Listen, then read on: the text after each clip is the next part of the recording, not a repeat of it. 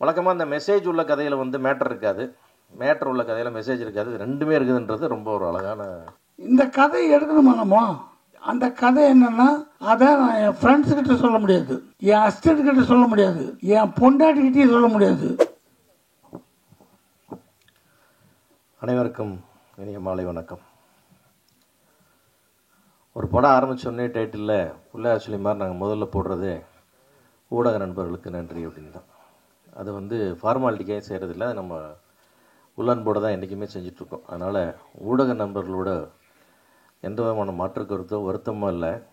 சமீபத்தில் வந்த அறிக்கையில் நிறைய விஷயங்கள் சிலரால் திரிக்கப்பட்டு, சிலரால் ஃபோர்ஸ் செய்யப்பட்டு, சிலரால் பேசப்பட்டது. அது ஒரு விளக்கமும் கொடுத்துருக்கோம். இருந்தாலும் ஊடக நண்பர்கள் இருக்கிற அந்த சபையில் அதை நான் திருப்பி ஒரு வாட்டி சொல்லிக்கணும். நான் இன்றைக்கி வந்து OTT பிஸ்னஸ் இல்லாமல், சேட்டலைட் பிஸ்னஸும் இல்லாமல், ஆல்மோஸ்ட் இந்தியும் கைவிட்டு போன கண்டிஷன் வந்ததுக்கப்புறம் திருப்பியும் பேக் டு ஃபார்ம் இந்த 2018 மாற தியேட்டர் நம்பி தான் சினிமா அப்படின்ற நிலைமைக்கு வந்துட்டோம். தியேட்டருக்கு ஜனங்கள் வரணும், அவங்க வந்து படம் பார்க்கணும். அப்படி பார்த்தா மட்டும்தான் இந்த இண்டஸ்ட்ரி சர்வைவ் ஆகும். இந்த இண்டஸ்ட்ரி நம்பி இருக்கிறவங்களாம் சர்வைவ் ஆவாங்க. இந்த தயாரிப்பாளர்கள் போடுற பேரோட வாழ்வாதாரம் எங்களுக்கெல்லாம் தப்பிக்கும். அதனுடைய அடிப்படையில் வாழ்க்கையை பற்றிய பயத்தால் எங்களுடைய வேண்டுகோள் தான் தவிர தியேட்டருக்கு வர வைக்கணும் ஆடியன்ஸை.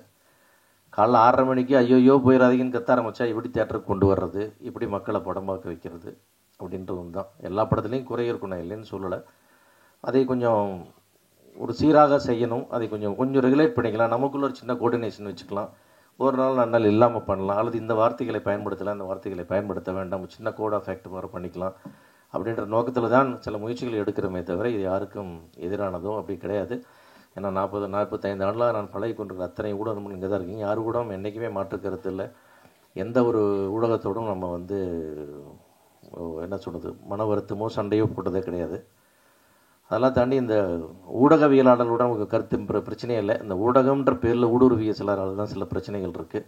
அதை களையெடுக்க முயற்சி தான் என்பதை மீண்டும் ஒரு முறை தெளிவுபடுத்தி, நான் உங்களுக்கு என்றென்றும் உங்களோட அன்போடும் நன்றியோடும் ஒரு நட்போடும் இருப்போம் என்பதை மீண்டும் இந்த இடத்துல உங்களை எல்லாத்துக்கும் நான் உறுதிப்படுத்திட்டு இந்த நிகழ்ச்சிக்கு வரேன். இந்த படத்தோட தயாரிப்பாளர் இயக்குனர் JSK என்னுடைய வாழ்க்கையிலே விரல் விட்டு எண்ணக்கூடிய மிக நெருங்கிய நண்பர்களில் ஒருவர் என்றால் கண்டிப்பாக JSK. அவர் வந்து ஒரு நவீன ஹிட்லர்.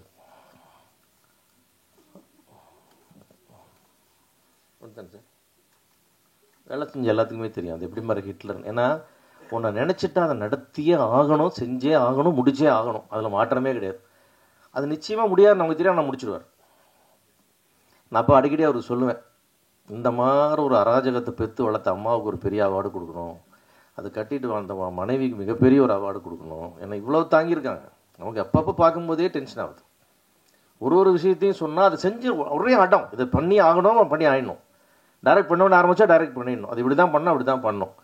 ஆனால் அதனால் எல்லாத்துலேயுமே ஒரு அடிப்படையில் ஒரு அன்பு இருக்கும். ஆனால் திட்டமிடுதல் பிரமாதமாக இருக்கும், துணிச்சல் இருக்கும் பயங்கரமாக. நீங்கள் ட்ரம்ப் முன்னாடி நிப்பாட்டி வச்சுட்டு கால்மலை கால் போட்டு ஜாலியாக பேசிட்டு இருப்பார் இவர். அந்த மாதிரி வந்து ஒரு மிகப்பெரிய தன்னம்பிக்கை அவர். ஆக்சுவலாக எது வேணாலும் தைரியமாக சொல்கிறது, தைரியமாக அப்ரோச் பண்ணுறது. நீங்கள் யார்கிட்ட ஃபோன் பண்ணி சொன்னீங்கன்னாலும் ஃபோன் பண்ணி எடுத்து டேராக பேசி இந்த ஃபோன்லேயே வேலையை முடிக்கக்கூடிய திறமை, இந்த மாதிரி பல்முகம் கொண்ட திறமைகள்லாம் கொண்ட ஒரு அற்புதமான ஒரு நண்பர் அவர். அந்த அராஜகத்துக்குள்ளே ஒரு பெரிய ஆளுமை இருக்கும், அன்பு இருக்கும். அப்பேற்பட்ட ஒரு எடுத்தவர் தான் இந்த படம். என்னன்னு கேட்டிங்கன்னா, நான் அந்த படத்தை வந்து ஒரு நண்பராக நான் வந்து அந்த படத்தை அவரை நான் அட்மையர் பண்ணவே இல்லை, ஒரு தயாரிப்பாளர் அட்மையர் பண்ணுறேன். அப்படி ஒரு பிளானிங், சொன்ன பிளான், சொன்ன டேஸு, சொன்ன பட்ஜெட். எனக்கு இப்போ கூட இங்கே பேசும்போது தெரியுது அந்த சாங்கை 1 நைட்டில் எடுத்தாங்க அப்படின்னு சொல்லிட்டு. ஏன்னா மேலே அவ்வளோ நல்லா இருந்தது song. Very well composed master, hats off. அந்த ஒரு நாளில் ரொம்ப பியூட்டிஃபுல்லாக பண்ணிங்க. அவ்வளோ ஷார்ட்ஸு, ஃப்ரேமிங், மூவ்மெண்ட் எல்லாமே நல்லா இருந்தது. அந்த மாதிரி அவரோட எக்ஸிக்யூஷன் வந்து அந்த மாதிரி இருக்கும். எல்லாமே லொக்கேஷன் பார்த்து நான் ஒரு 2 நாள் நடிக்க போனேன். ஷார்ட் அவ்வளோதான், வந்தால் டக் முடிச்சு போயிட்டு இருங்க. ஸோ அந்த எண்டு ஃப்ரேமில் திரும்பி பரவாயில்ல நான் கட் பண்ணிக்கிறேன். அந்த மாதிரி எல்லாமே பிளானிங். ஒரு முதல் படம் பண்ணுற டைரக்டருக்கான எந்த விதமான ஒரு சின்ன சங்கோஜமோ சந்தேகமோ எல்லாத்தையும் டிஸ்கஸ் பண்ணி எடுக்கிற மாதிரியெல்லாம் இல்லை. எல்லாமே மைண்டில் வச்சுட்டு பிரமாதமாக ஒர்க் பண்ணார். அந்த வகையில் வந்து நான் படம் பார்க்கும் போதும் அது தெரிஞ்சது. எங்கேயுமே ஒரு சின்ன ஃப்ளா இல்லை, இது மிஸ் பண்ணிட்டார், இது லாஜிக் விட்டார், அந்த மாதிரிலாம் எதுவுமே இல்லை. எல்லாமே ரொம்ப பர்ஃபெக்ட். எப்படி இவ்வளோ தூரம் நீங்கள் யோசிக்க முடிஞ்சதுன்றது எனக்கு ரொம்ப ஆச்சரியமாக இருந்தது. அந்த வகையில் வந்து அது வந்து ஒரு அடல்ட் கண்டென்ட்டாக இருந்தால் கூட அதில் வந்து ஒரு வழக்கமாக அந்த மெசேஜ் உள்ள கதையில் வந்து மேட்டர் இருக்காது, மேட்டர் உள்ள கதையில் மெசேஜ் இருக்காது. ரெண்டுமே இருக்குதுன்றது ரொம்ப ஒரு அழகான விஷயம். ரொம்ப நாள் ஆச்சு இந்த மாதிரி ஒரு இன்ட்ரெஸ்டிங்கான ஃபில்ம் ஒன்று பார்த்து. அந்த மாதிரி ஒரு நல்லாயிருக்கும் அது விதத்தில். அது கண்டிப்பாக வந்து தேட்டரில் வந்து ஒரு பெரிய ரெவென்யூ பண்ணக்கூடிய படமாக நிச்சயமாக இருக்குன்னு நான் 100% நம்புகிறேன். இந்த விழாவுக்காக சொல்ல நீங்கள் எல்லாருமே தேட்டர் ரிலீஸ்க்கு அப்புறம் நீங்கள் சொல்லுவீங்க அது என்ன ஷேர் பண்ணுச்சு அப்படின்னு சொல்லிட்டு. கண்டிப்பாக இந்த படத்தை யார் வாங்கினாலும் அவங்களுக்கு ஜாக்பாட்டு தான். அந்தளவுக்கு வந்து தேட்டர் ரெவென்யூக்கான ஒரு தேட்டர் படம் அது. முழுக்க முழுக்க ஒரு தேட்டருக்கு வந்து ஒரு மாசாக பார்க்கும்போது அப்படி இருக்கும். நீங்கள் அந்த ஒரு சாங் ஆகும்போது என்ன ஒரு உற்சாகம் தான் அது படம் பூரா இருக்கும். அந்த மாதிரி வந்து இன்ட்ரெஸ்டிங்காக பண்ணியிருக்காரு. ஒரு ஒண்டர்ஃபுல் மெசேஜோட ரொம்ப அழகாக பண்ணியிருக்காரு. அந்த டீமுக்கு ரொம்ப நன்றி சொன்னது தான் முக்கியமாக வந்து இந்த படம் நிச்சயமாக கமர்ஷியலாக ஒரு மிகப்பெரிய வெற்றியை பெறும். அது கண்டிப்பாக ஜேஎஸ்கேக்கு வந்து ஒரு பெயரா புகழா மானிட்டரி எல்லா விதத்துலேயுமே ரொம்ப ஒரு பெரிய படமாக அவருக்கு அமைஞ்சிருக்கு இந்த படம். நான் கண்டிப்பாக ஒரு ஏரியா நான் கொடுங்க நான் ரிலீஸ் பண்ணணும்னு கேட்டிருக்கேன். அந்தளவுக்கு வந்து படம் பார்த்து நான் ரொம்ப இம்ப்ரெஸ் ஆகிருக்கேன் அந்த மாதிரி. அதே போல் அந்த படத்துடைய கேமராமேன் சதீஷ், உண்மையாக சொல்கிறேன், நான் ரொம்ப ரீசெண்ட் இயர்ஸில் பார்த்து the best cameraman for the producer and director. என்னுடைய படத்தில் அகண்டீஸ்வரர்களில் ஒர்க் பண்ணார். ஒரு கோ கேமராமேனாக தான் ஒர்க் பண்ணார். ஆனால் கூட ஒரு அந்த மாதிரிலாம் எடுத்துக்காமல் நான் தான் கேமராமேன்ற மாதிரியே அந்த படம் பூரா வேலை செஞ்சேன். இத்தனைக்கு -டிகிரிஸில் ஒர்க் பண்ணோம், எங்கெங்கேயும் லைட் இல்லாமல் ஒர்க் பண்ணோம், ரொம்ப கடுமலையில் வேலை செஞ்சோம். எல்லாமே வந்து அப்படி ஒரு பவர், அந்த மாதிரி ஒரு ஹேண்ட்லிங் பண்ணுற ஆள், அந்த மாதிரி ஒரு ஒர்க் பண்ண அந்த ஸ்பீடு, அவர் கொடுத்த குவாலிட்டி எல்லாமே வந்து அமேசிங். அது இந்த படம் நான் பார்த்தேன். அதே மாதிரி வந்து ஒரு கண்டிப்பாக வந்து இது ஒரு பட்ஜெட் ஃபிலிமில் பண்ண ஃபோட்டோகிராஃபிலாம் யாருமே சொல்ல முடியாது. It's excellent photography.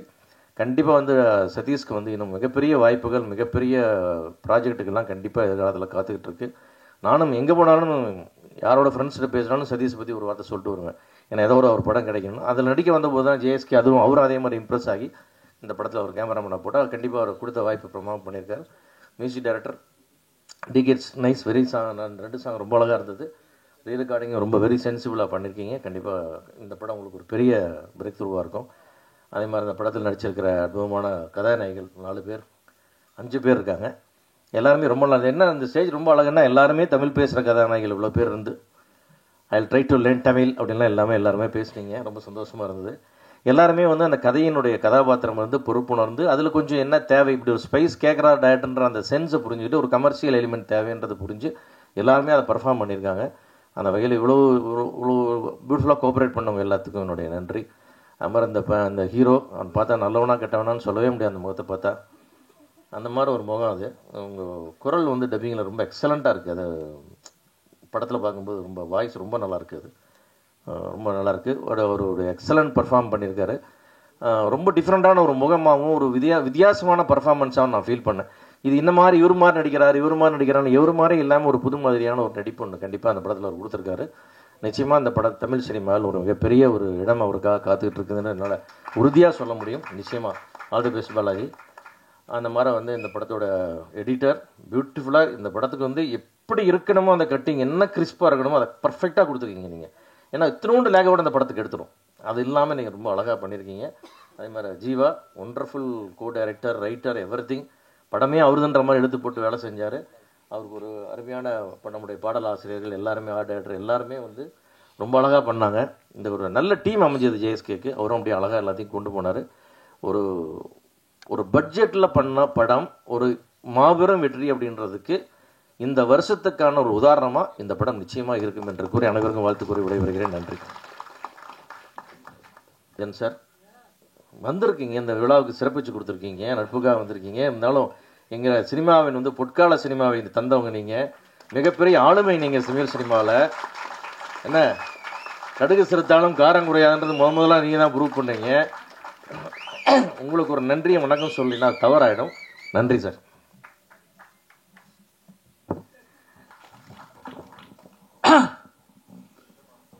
எல்லோருக்கும் வணக்கம். என்னை கடைசியில் பேச விடுறத பார்த்தா இது என்னை ரொம்ப பெரிய மனுஷனாக நினைக்கிறாங்கன்னு நினைக்கிறேன். வந்ததுலேயே முதல் ஆள் நான் தான். ஒளிஞ்சு நான் அந்த பக்கம் உட்காந்துருந்தேன். இப்போ கடைசியாக என்னை விட்டுருக்காங்க. இதுக்கு தான் முதல்லையே வரக்கூடாது. முதல்ல வந்தது கடைசியாக நான் இருக்கிறது எல்லாமே ஜேஎஸ்கே மேலே நான் வச்சுருக்க அன்பு, பாசம், நட்பு தான். அவர் படம் நான் நடிச்சிருக்கேன். நான் அவர் நானும் ஏதாவது வியாபாரமாக சம்மந்தப்பட்டிருக்கோமா? எதுவும் இல்லை. என் குடும்ப நண்பர் ஜேஎஸ்கே அவர்கள் ஒரு 25 வருஷமாக எனக்கு பார்க்கணும்னு நினைக்கிறேன். எந்த எங்கள் வீட்டு விசேஷமானாலும் அவர் வருவார், அவங்க வீட்டு விசேஷத்துக்கு நம்ம போவோம். அந்த மாதிரி ஒரு நட்பு. ஆனால் அழுத்தம் நட்பு.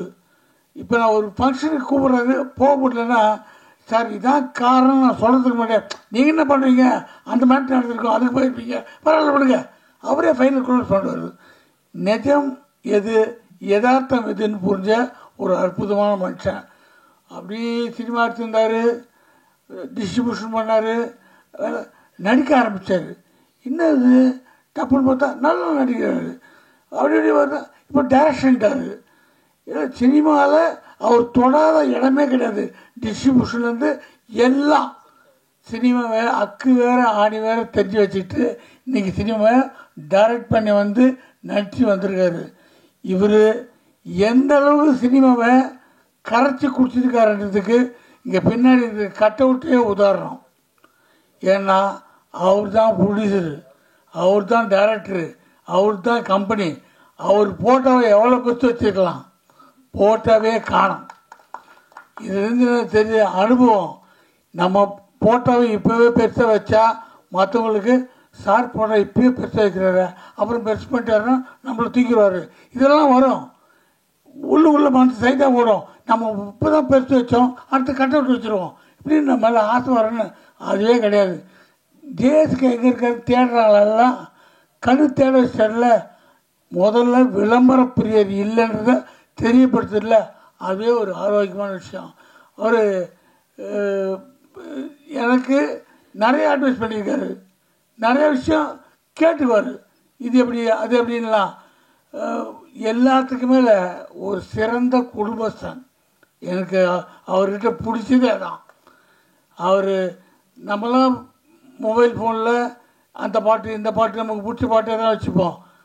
அவர் ஃபோன் ஆன் பண்ணால் அவர் பொண்ணு சின்ன வயசில் பாடின ஒரு அற்புதமான ஒரு ராகம் அதான் வச்சுருப்பார். எப்போ பார்த்தாலும் தான் பொண்ணு பாடின அந்த குரலை கேட்கணும்னு ஆசைப்படுற ஒரு அற்புதமான தகப்பன். அதான் இந்த படம் முதல்ல எனக்கு காமிச்சார், பார்த்தேன். ஆளாளுக்கு ஒரு கருத்து, உங்கள் கருத்துன்னா நான் வீட்டுக்கு போய் சொல்கிறேன் போனேன். ஆனால் யோசிச்ச பிறகு தெரியுது எவ்வளோ உஷாரான ஆளுன்னு. டைரக்ட் பண்ணும்போது இந்த படத்தை எவ்வளோ நேக்காக பண்ணணுமோ அவ்வளோ நேக்காக பண்ணியிருக்காரு. இப்போ கேட்டேன், சார் இந்த கதையை நீங்கள் எல்லார்ட்டையும் சொன்னீங்களா, கூட ஆக்ட் பண்ண எல்லா ஆர்டிஸ்ட்டும் அவங்க என்ன சொல்லியிருப்பாங்க, நான் இப்படி நடிக்க மாட்டேன் அப்படி நடிக்க மாட்டேன். எல்லார்ட்டையும் நான் சொன்னேன், உங்கள் சீன் உங்கள் கேரக்டர் என்ன மொத்தம் இதான். அதுதான் ஒரு நல்ல தெளிவான டைரக்டருடைய குணம். உங்களை வச்சு நான் இதான் எடுக்க போகிறேன்னு தெளிவாக சொல்லிடணும். அங்கே போய் ஸ்பாட்டில் போயிட்டு நீங்கள் முந்தானி எடுத்துருக்கேன் சீனரை டக்கு இப்படி பண்ணுங்க அப்படி பண்ணால் ஐயோ நான் நடிக்க மாட்டேங்க திடீர்னு சொன்னார்ல, அங்கே போய் டார்ச்சர் பண்ணுறது. இதெல்லாம் நம்ம சினிமாவில் பார்க்குறோம். கரெக்டான டைரக்டருங்க, நல்ல அனுபவமான டைரக்டருங்க முதல்ல சொல்லுவாங்க, இது கதையில் தேவைப்படுதுமா, உங்களுக்கு ஐடியா இருக்கா, விருப்பம் இருக்கா, இல்லைன்னா நான் கதையை மாற்றிடுறேன், ஒரு சீனை மாற்றிடுறேன்ட்டு. அதனால் தெளிவாக சொல்லியிருக்காரு. எதுன்னு சொல்கிறேன்னா, எனக்கு எங்கள் அண்ணான்னு ஒரு படம், விஜயகாந்த் சார் ப்ரொடியூசரு, அவர் ஆக்ட் பண்ண படம். அதுக்கு முன்னாடி கதை வேறு ஒருத்தர் சொன்னாங்க, அப்போ வேறு ப்ரொடக்ஷனு, அப்போ ஒரு சம்பளம் பேசினாங்க. அதுக்கப்புறம் விஜயகாந்த் சார் பேசினாங்க. பேசும்போது சம்பளம் நீங்கள் சொல்லுங்கள் சார், ஒரு சம்பளம் சொல்லிட்டார்.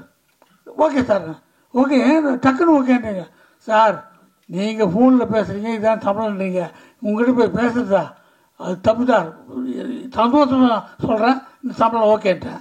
அவர் ஹாப்பின்ட்டு வேலை பண்ணுறார். ஒரு 10 நிமிஷம் முன்னாடி ஃபோனு, ஐயோ வேறு ஏதோ குழப்பிட்டாங்க பொழுது, ஏதோ கை வைக்க போகிறாங்க அப்படின்னு பார்த்தா மறுபடியும் சாரே பேசுகிறார்.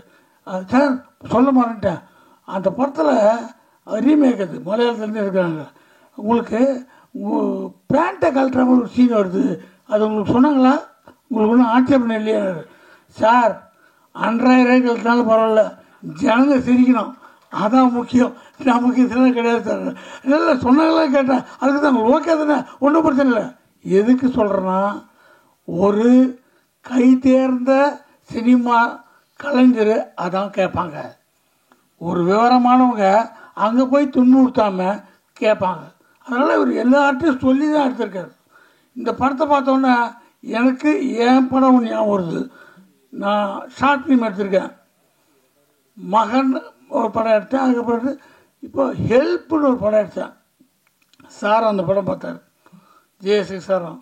அந்த படத்தில் கதை எழுதிட்டு இந்த கதை எடுக்கணுமா நம்ம, அந்த கதை என்னென்னா அதை நான் என் ஃப்ரெண்ட்ஸுக்கிட்ட சொல்ல முடியாது, என் அசிஸ்டண்ட்கிட்ட சொல்ல முடியாது, என் பொண்டாட்டிக்கிட்டே சொல்ல முடியாது, என் பசங்கிட்ட சொல்ல முடியாது.